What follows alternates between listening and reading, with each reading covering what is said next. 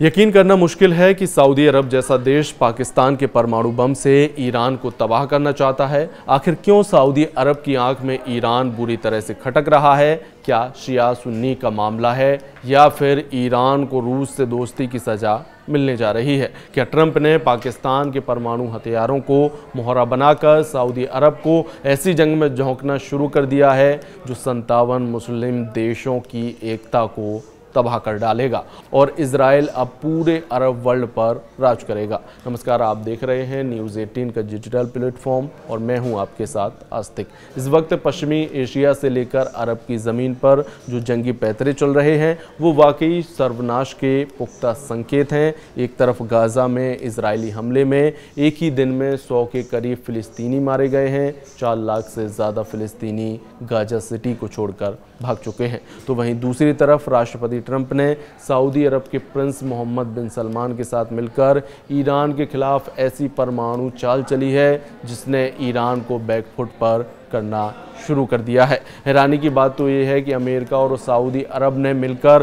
पाकिस्तान को अपना पहला परमाणु मोहरा बनाया और फिर अरब की ज़मीन पर सऊदी अरब को पाकिस्तान के परमाणु बम के ज़रिए परमाणु संपन्न देश बनने का रास्ता साफ कर दिया है। चौंकाने वाली बात तो ये है कि जो दावे किए जा रहे हैं कि सऊदी अरब और पाकिस्तान की परमाणु हथियारों की डील इजराइल और भारत को ध्यान में रखकर की गई है, उस दावे को ठेंगा दिखाते हुए अब पता चला है कि सुन्नी मुस्लिम देश सऊदी अरब, शिया मुस्लिम देश ईरान को टारगेट करने के लिए पाकिस्तान को परमाणु मोहरा बनाकर इस्तेमाल कर रहा है। यानी ईरान के ऊपर सऊदी अरब पाकिस्तान के परमाणु बमों से हमला कर सकता है क्योंकि ईरान एक शिया मुस्लिम मुल्क है और सऊदी अरब से उसका 36 का आंकड़ा हमेशा से रहा है।